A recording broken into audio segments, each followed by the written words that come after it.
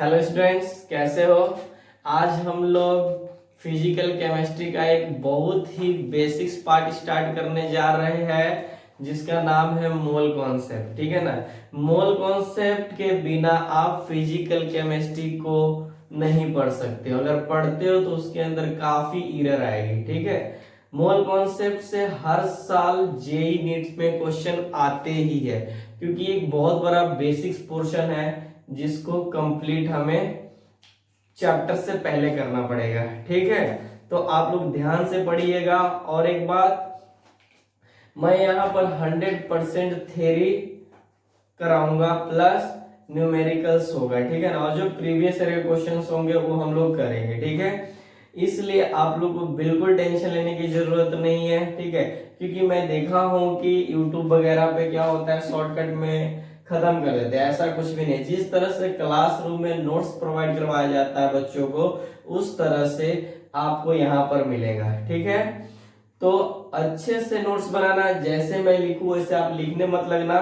पहले बात को सुनिए, समझिए, देखिए, तब मैं टाइम दूंगा, उसके बाद आप लोग लिखिएगा। बात समझ में आती है? तो चलिए now start.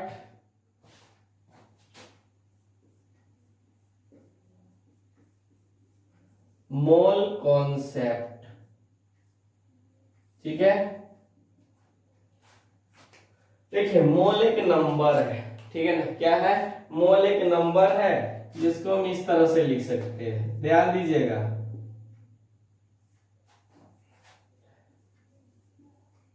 Chemical unit for number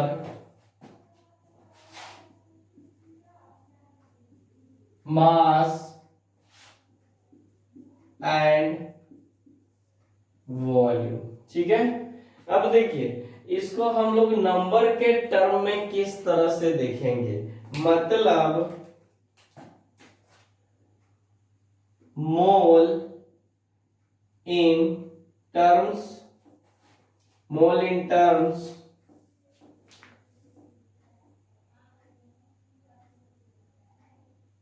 of number, मतलब moles in term of number. ठीक है ना।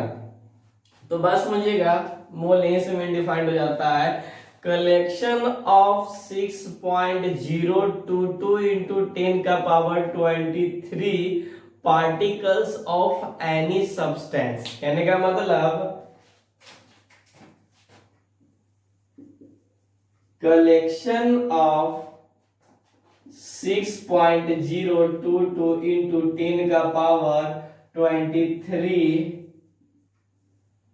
particles of a substance is called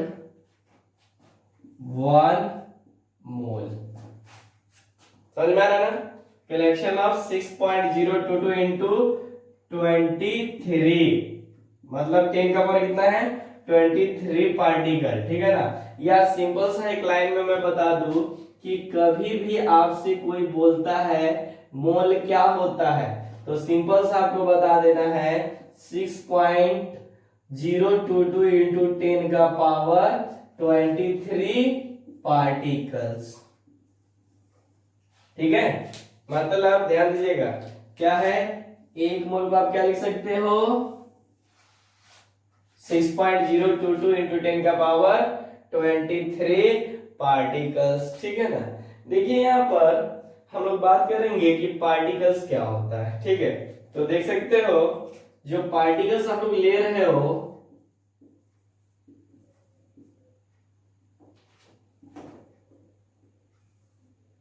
particles ये हो सकता है आपके पास एटम, मॉलिक्यूल और आयंस। समझ आ रही है? पार्टिकल्स क्या क्या हो सकता है? एटम, मॉलिक्यूल और आयंस। ठीक है, देखिए ये जो है एक बहुत बड़ा नंबर है।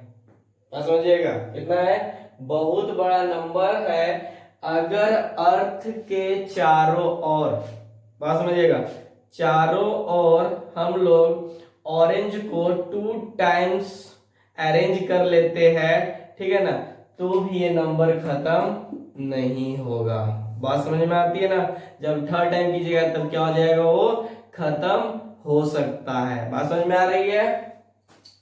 अब देखिए यहाँ पर ये जो 6.022 नंबर है, इसका एक नाम होता है। अच्छा पहले देख लेते हैं कितना बड़ा नंबर है ये जो है हमारे पास, कितना बड़ा नंबर है। तो कुछ नहीं, आप लोग देख लो, यानी 10 का, मैं इसको लिख भी सकता हूं 60222 और 0 लगा दीजिए सब, ठीक है, एक बहुत बड़ा नंबर है। बात समझ में आ रही है।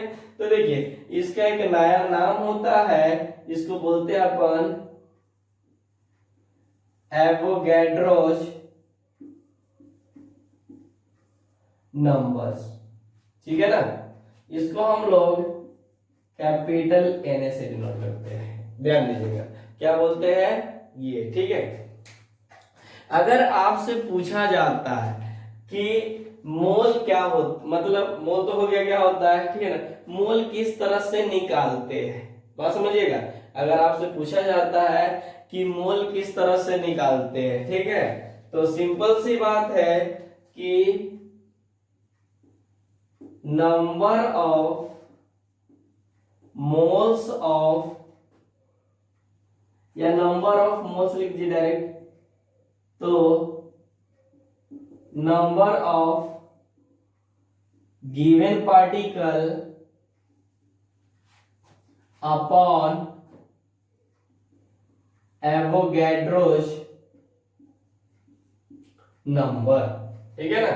एवोगैड्रोस नंबर कहने का मतलब क्या हो गया, 6.022 इंटू 10 का पावर 23। अगर आप चाहते हो इसको ना लिख के आप डायरेक्ट लिख दीजिए 22 इंटू 10 का पावर 23। तो यहां से आप लोग क्या कर सकते हो, निकाल सकते हो मोल, ठीक है ना, किसका, पार्टिकल के लिए, ठीक है। अभी आते हैं एक और पॉइंट्स पे, ठीक है। हाँ एक और मेरे को पॉइंट यहाँ पे बताना था, मोल एक यूनिट लेस क्वांटिटी होती है, कैसा है, पॉइंट समझिएगा। Mole is a unit less quantity, ठीक है ना। जैसे अगर मैं बोलू 1 डजन पेन, तो बताइए क्या हो जाएगा, 12, यही होगा ना। तो बताओ इस 12 का कोई यूनिट है नहीं। अगर मैं बोलू 1 डजन डंकी, क्या बोले, 1 डजन डंकी, तो बताइए कितना हो जाएगा, 12, 12 यानी 12 हो जाएगा। बात समझ में आती है ना, कोई दिक्कत नहीं। तो ये क्या हो गया, ये यूनिट लेस क्वांटिटी है, मतलब मोल क्या हो गया, एक यूनिट लेस क्वांटिटी। ध्यान रखिएगा, अगर इसको अगर आपसे ये पूछता है कि 1 मोल पेन, कुछ भी ले सकते हो, पेन बराबर कितना हो जाएगा, 6.022 इंटू 10 का पावर 23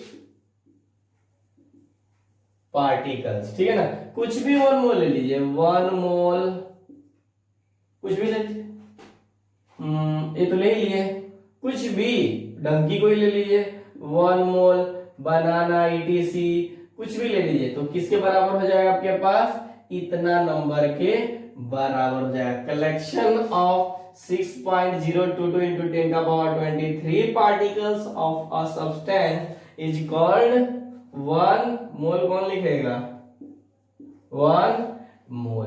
बात समझ में आती है, ठीक है।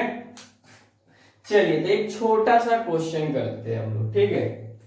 यहां पर हमारे पास क्वेश्चन लिखिएगा, कैलकुलेट द, आप सुन के भी लिख सकते हो, calculate the total number of total number of moles total number of moles in moles in 6, कोई भी नंबर ले सकते हो, 6.022 इंटू 10 का पावर 25 ले लो, 25 पार्टिकल्स। बस समझ में आती है? तो बताइए क्या हो जाएगा। देखो यहां से, हालांकि मैं इसका एक ट्रिक बताऊंगा, उसको आप लोग को यूज करना पड़ेगा, ठीक है। तो देखो, यानी हम इसका किस तरह से निकाल लेंगे, ठीक है। यहां पर देखिए, नंबर ऑफ मोल्स बराबर हो जाएगा, देखिए, गिवन पार्टिकल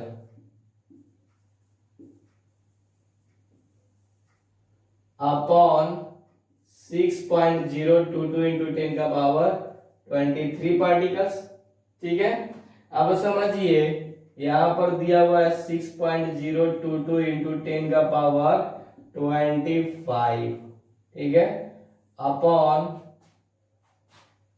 6.022 इंटू 10 का पावर 23, तो कट जाएंगे, ठीक है ना। ये देखो, ऊपर जाएगा तो माइनस हो जाएगा ना, या काट भी दो ना डायरेक्ट, तो ऊपर जाएगा तो माइनस, तो कितना हो जाएगा आपके पास, 3 घटेगा तो 10 का पावर 2, ठीक है। तो कितना आ गया आपके पास, 100 क्या आ गया आपके पास, मोल्स। क्यों, इसकी कोई यूनिट नहीं होती है। बात समझ में आती है? अच्छा, ध्यान से बताइए, अब मतलब आप बताइएगा, अगर 6.022 इंटू 10 का पावर 23 पार्टिकल्स में एक मोल है, क्या है, एक मोल है, तो मुझे बताइए 100 मोल कितना में हुआ, बताइए। नहीं समझ में? बात समझिए, अगर मैं बोल रहा हूं यहां पर कि 6.022 इंटू 10 का पावर 23 पार्टिकल्स जो आया वो 1 मोल में आया, तो मुझे एक बात बताइए कि 6.022 इंटू 10 का पावर 23 पार्टिकल्स जो आया कितना में आया होगा, 100 मोल। समझ में आ रही है? कोई दिक्कत है क्या? नहीं है तो नोट कीजिए पहले इसको।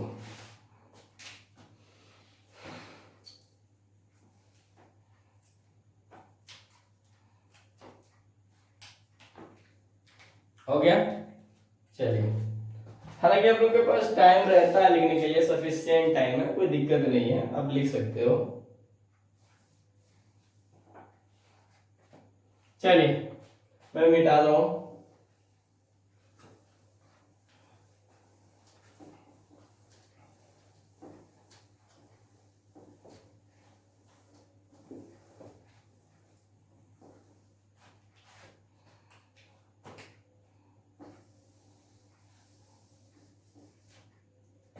चलिए, हम लोगों ने देखा था कि पार्टिकल्स क्या क्या होते हैं, एटम, मॉलिक्यूल्स एंड आयंस। हम इन तीनों को देखते हैं, ठीक है।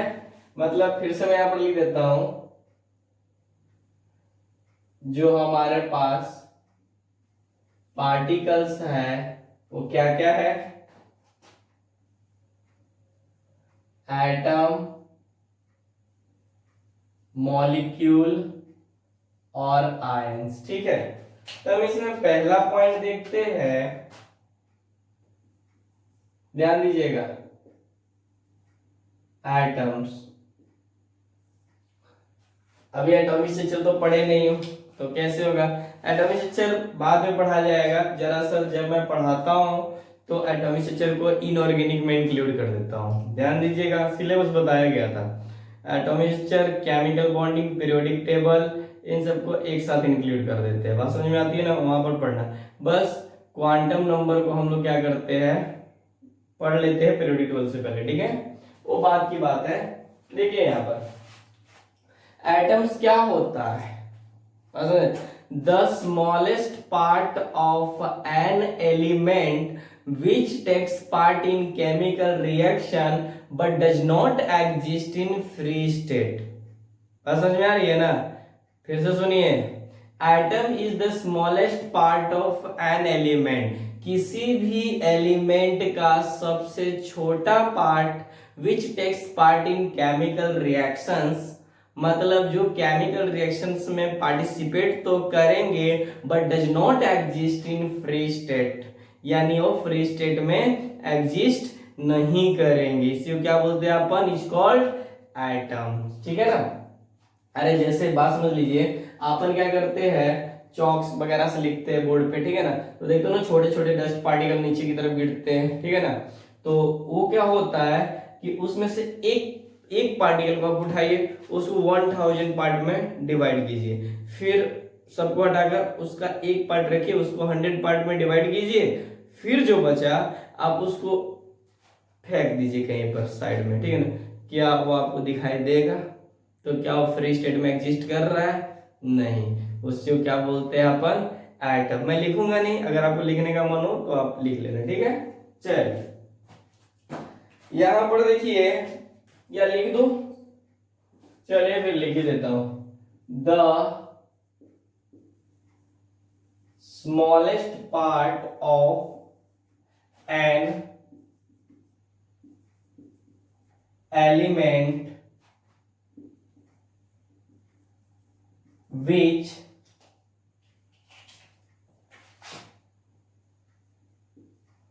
takes part in chemical reaction but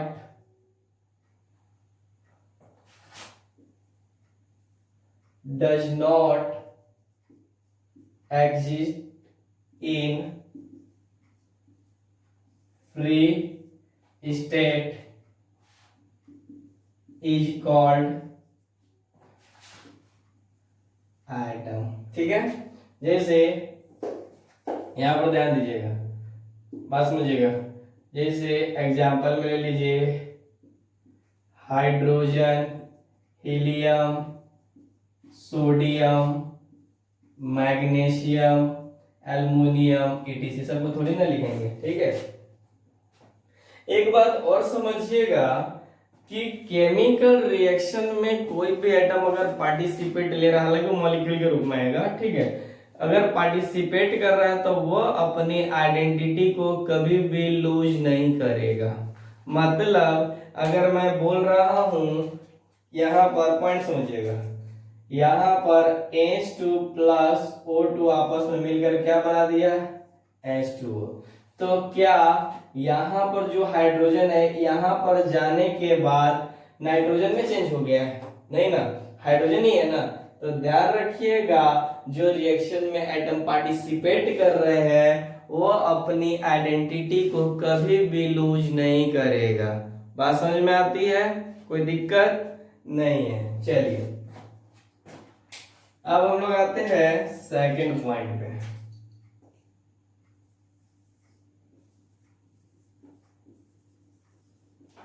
molecule मतलब जब एक से ज्यादा एटम आपस में कंबाइंड होते हैं, मोर देन,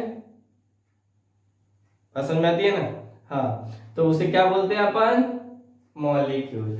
लाइक क्या हो सकता है यहां पर, या द कॉम्बिनेशन ऑफ, आप लिख भी सकते हो, 2 और मोर एटम्स इज कॉल्ड मॉलिक्यूल। तो यहां पर देखिए ये हो सकता है H2, O2, N2, H2O, etc। लिख ही देता हूं, द नेशन ऑफ 2 और मोर एटम्स इज कॉल्ड क्या, मॉलिक्यूल्स। इतना तो आप लिख ही सकते हो। अब आता है जो हमारा इंपॉर्टेंट पॉइंट्स और लास्ट, आयंस। ठीक है, मेरे पास देखिएगा स्पेस है कि नहीं, देखिए तो नीचे दिख रहा है क्या? तो देखिए ध्यान दीजिएगा, आयंस, मैं थोड़ा और ऊपर लिखता हूं।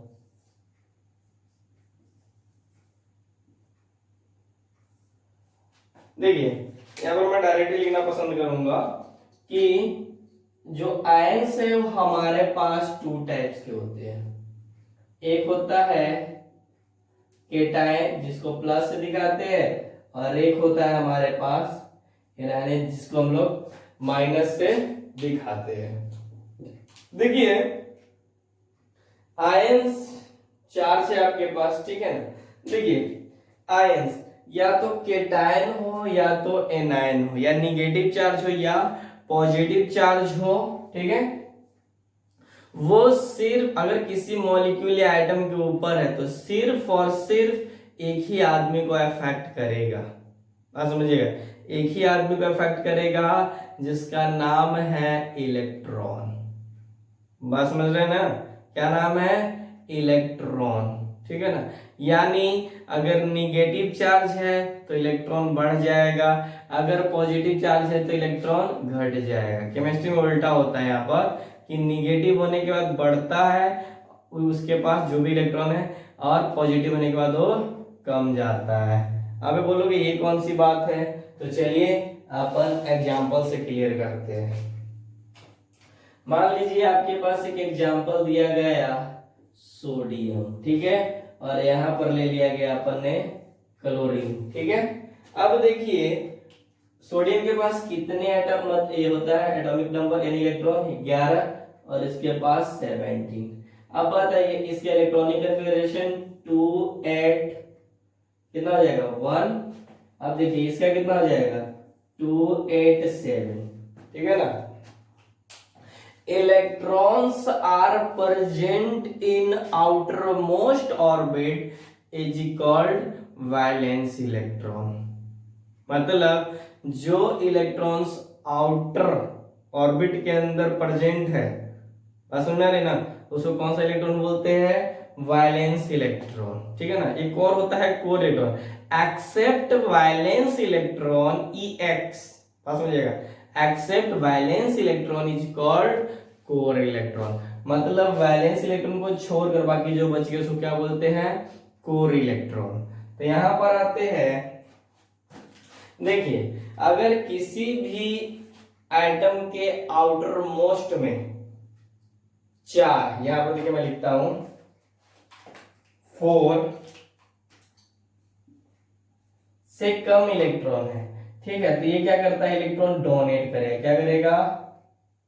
डोनेट करेगा। अगर मान लीजिए 4 से ज्यादा है किसी के आउटर मोस्ट में, तो वो क्या करेगा? एक्सेप्ट। एक्सेप्ट बोले डोनेट यानी गेन करेगा, ये क्या करेगा? लॉस, और ये क्या करेगा? गेन। बात समझ में आ रही है ना? कुछ भी बोलिए, आपकी मर्जी है ना, ठीक है। अब समझिए क्यों ऐसा होता है। ये जो पॉइंट आप लोग पढ़ रहे हो, ये जो मैंने बताया, ये क्यों बताया? वो इसलिए क्योंकि ये इससे मॉलिक्यूल या एटम खुद को स्टेबल करता है, ठीक है। जैसे अब देखिए के सेल में 2 इलेक्ट्रॉन कंप्लीट है, एल सेल में 1 इलेक्ट्रॉन कंप्लीट है, लेकिन एम में क्या है? 1 इलेक्ट्रॉन है, या तो 8 होना चाहिए था, ठीक है ना, लेकिन है नहीं, तो 4 से कम है, तो ये क्या करेगा? इलेक्ट्रॉन डोनेट कर देगा, और जितना इलेक्ट्रॉन डोनेट करेगा उतना उस पर प्लस चार्ज आ जाएगा। जैसे यहां पर इसने 1 इलेक्ट्रॉन डोनेट किया, मतलब तो इस पे प्लस हो गया, और एक 2 8 दिखेगा, ठीक है। जैसे इसने क्या कर दिया? ये डोनेट कर दिया, ठीक है ना। अब देखिए इसमें क्या है? ये तो 2 सेल है, मतलब के सेल में 2 इलेक्ट्रॉन, एल सेल में 8 इलेक्ट्रॉन है। अब देखिए एम में 8 होना चाहिए था, लेकिन 8 नहीं है, लेकिन 4 से ज्यादा है, ठीक है ना, यानी 4 इलेक्ट्रॉन से ज्यादा है, तो क्या करेगा? ये गेन करेगा। ये इलेक्ट्रॉन क्या करेगा? कहीं से लेगा, तो कैसा हो जाएगा? ध्यान दीजिएगा, क्लोरीन, और कितना इलेक्ट्रॉन चाहिए 8 पूरने के लिए? एक। तो ये क्या हो जाएगा, इस पे एक माइनस चला आएगा, ठीक है। तो 2 8 8 हो गया, ठीक है। अब देखिए इसके अंदर नंबर ऑफ इलेक्ट्रॉन कितना था जब वो डोनेट नहीं किया था?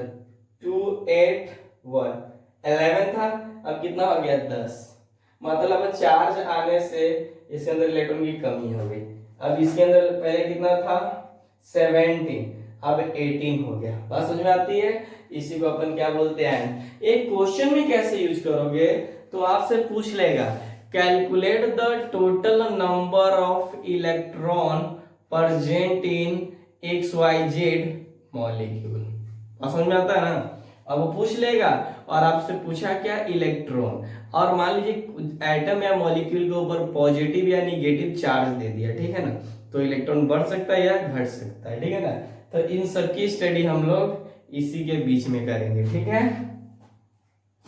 ठीक है, नोट कीजिए। इधर शायद हो चुका था आप लोगों का नोट, ठीक है, फिर भी आप लोग नोट कीजिए।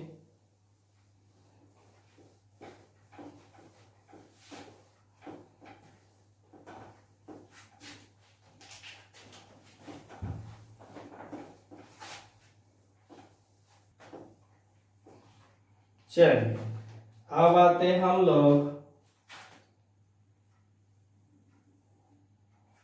बात समझिएगा।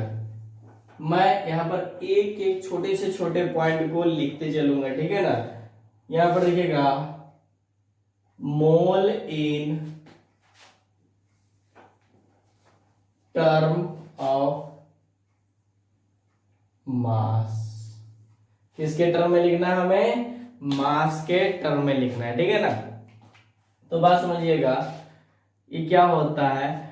वेट ऑफ 6.022 इंटू 10 का पावर 23 पार्टिकल्स, मतलब लिख सकते हो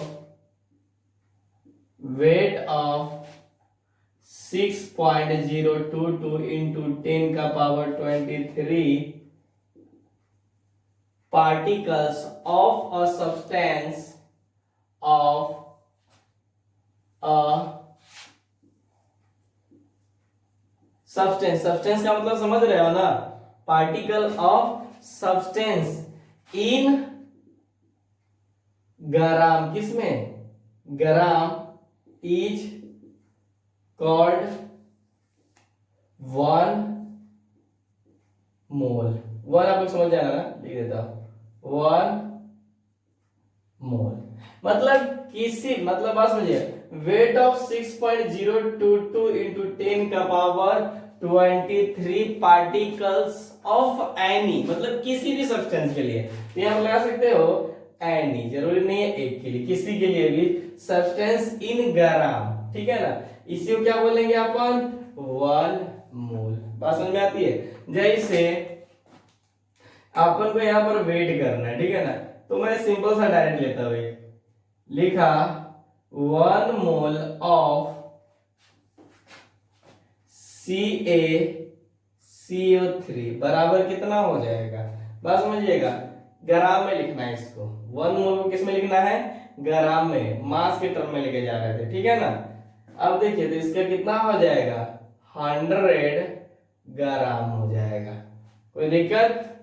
यूनिट मतलब अब की बार से कैसे लिए है, ध्यान दीजिएगा, जो भी है, ठीक है ना। तो इसको हम लोग किसके टर्म में लिए है? इन ग्राम। क्या हो गया? इन ग्राम। कोई दिक्कत? कोई दिक्कत नहीं होना चाहिए, ठीक है। चलिए यहां पर एक जो पॉइंट है, यहां पर बात समझिएगा, एक होता है आपके पास फॉर्मूला वेट, यानी मॉलिक्यूलर वेट की बात कर रहे हैं, ठीक है ना। फॉर्मूला वेट मतलब क्या हो रहा है, समझिएगा। Formula weight of any substance in gram is called 1 मोल। आप भी बोलोगे क्या 1 मोल लगा के रखे हुए है ना? हाँ, क्योंकि ये टर्म है, सब टर्म को पढ़ना है तो आगे जाकर बहुत सारे 1 पार्टिकल, 1 मॉलिक्यूल, बहुत सारे 1 आयंस बराबर क्या हो जाएगा, तो देखिए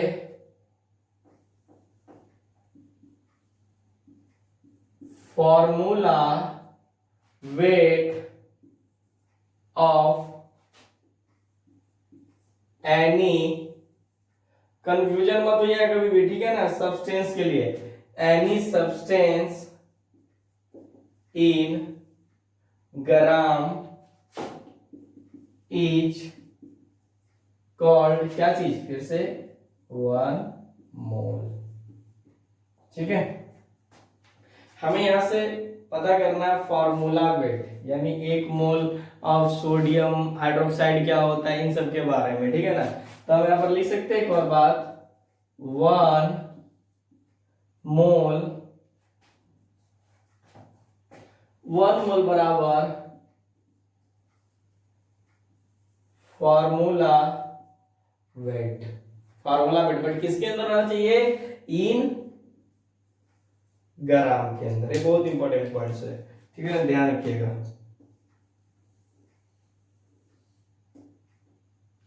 फॉर्मूला वेट इन ग्राम, ठीक है। जैसे एक एग्जांपल ले लिया जाए, जैसे देखिए बार बार देखिएगा, इस मार्कर से दिख रहा है ना, यहाँ पर एक एग्जांपल लिया गया 1 मोल। हाँ, ये सब पढ़ने के लिए आप लोगों का एटॉमिक नंबर याद होना चाहिए, तो अगले क्लास में, हालांकि मत करना मेहनत, पूरा क्यों याद करोगे, जितना, हालांकि 118 element, 180 elements present in periodic table, तो आपको याद रखने की जरूरत नहीं है। मैं कुछ इंपॉर्टेंट पॉइंट लिखवा दूंगा या इंपॉर्टेंट एलिमेंट लिखवा दूंगा, वहीं से जेई नीट वगैरह क्वेश्चन पूछते, उससे ज्यादा वो नहीं जाते पूछने की, ठीक है। जैसे वो पूछा 1 मोल, ये कौन सा लिया था, CH3, H2SO4 बराबर कितना आ जाए, तो फार्मूला बेटा बताइए, तो ध्यान दीजिएगा। हाइड्रोजन का मास कितना होता है, 1, एटम कितना है, 2, प्लस सल्फर का मैं लिखवा दूंगा, मुझे याद है, ऐसा नहीं कि नहीं है, ठीक है ना, तो आप लोग को ज्यादा टेंशन लेने की जरूरत नहीं है, मैं हूं ना। अब आ जाइए, सल्फर का कितना होता है, 32 इंटू कितना हो जाएगा, सॉरी एक ही है तो 1, प्लस ऑक्सीजन का कितना होता है, 16 इंटू 4 है, ये हो गया, सबको ऐड कर दीजिए, कितना हो जाएगा, 98 ग्राम। कोई दिक्कत है क्या, यानी पहले क्या कर लीजिए, एटॉमिक वेट ऑफ इसका, फिर एटॉमिक वेट ऑफ सल्फर का, फिर एटॉमिक वेट ऑफ ऑक्सीजन का, ठीक है। तो एक और आप लोग निकाल सकते हो, हालांकि बहुत सारा बन सकता है यहां से, यहां पर 1 मोल ऑफ NaOH बराबर कितना हो जाएगा, निकाल सकते हो, मैं लिख दूं क्या, अरे हमेशा देखिएगा, एटॉमिक मास एक होता है, एटॉमिक मास यानी एटॉमिक वेट, और एक होता है मॉलिक्यूलर वेट, ठीक है ना। तो अगर एक सेपरेट एटम के लिए वेट निकालते तो उसको एटॉमिक वेट बोलते हैं, अगर आप इस पूरे मॉलिक्यूल के लिए निकाल रहे हैं तो इसको क्या बोलेंगे अपन, मॉलिक्यूलर वेट बोलेंगे। तो देखिए यहाँ पर, यानी इसको लिख दो, लिखना चाहते हैं तो, atomic weight of sodium plus atomic weight of oxygen plus atomic weight of किसका, हाइड्रोजन, तो बराबर क्या हो जाएगा, 23, ध्यान दीजिएगा, 23 इंटू कितना एटम है, एक ही है, प्लस ऑक्सीजन का ये होता है ये, उसके बाद ये क्या हो जाएगा आपके पास, ये हो गया आपके पास into 1 into 1 is equal to 40 gram. बात समझ में आ रही है, चलिए तो नोट कीजिए इसको। मैं क्या करता हूँ, आपको HW दे रहा हूं, लेकिन क्या करता हूं, मैं पहले कुछ इंपॉर्टेंट एलिमेंट यहां पर लिख देता हूं, ठीक है ना। तो देखिएगा,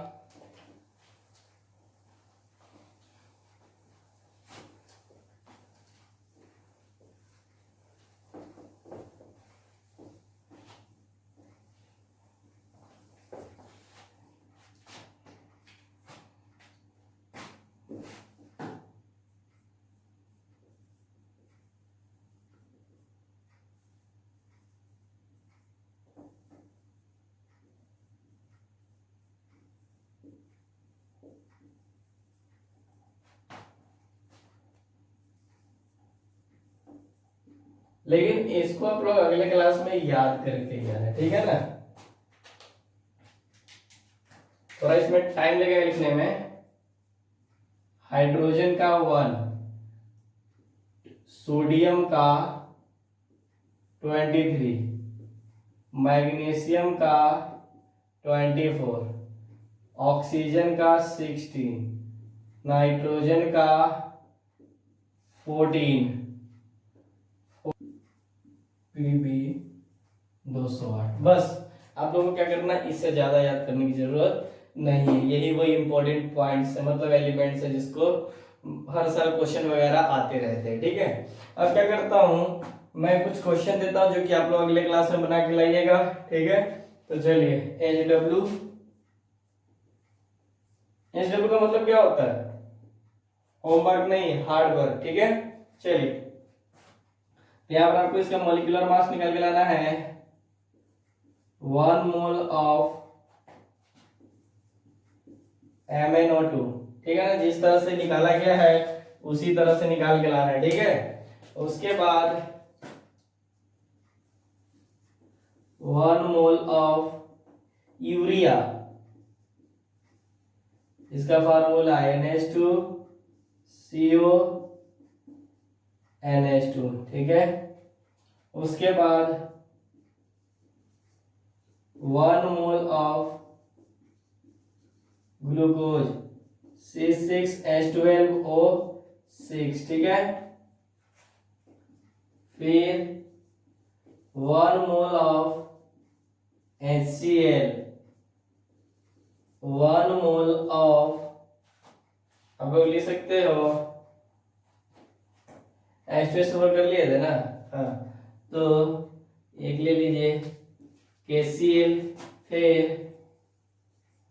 1 मोल ऑफ, आप लोग देख लीजिएगा कि ले लीजिए, कुछ भी ले लीजिए, NH3। यहाँ पर स्पेस नहीं है, नीचे लिखा नहीं जाएगा, तो क्या हो जाएगा आप लोगों का, जल्दी नोट कीजिए इसको। यहाँ पर लिखो क्या, अब यहाँ पर आप लोग भी ऐसे मत कर लेना, ठीक है ना, बी पूरा लिखना पड़ेगा। 1 मोल ऑफ BaSO4, ठीक है। फिर आपके पास हो सकता है 1 मोल ऑफ, कोई ले लो ना, जैसे ले लीजिए C8H18, पेट्रोल, क्या बोलते हैं अपन इसको, पेट्रोल। फिर हमारे पास ले सकते हैं 1 मोल ऑफ CO3। ये भी बहुत, देखिए एक एक क्वेश्चन आप लोग बना के लाना, ठीक है ना, ऐसा नहीं कि नहीं। फिर 1 मोल ऑफ H3PO4, ठीक है। फिर 1 मोल ऑफ H3PO3, ठीक है। फिर आप लोग ले सकते हो 1 मोल ऑफ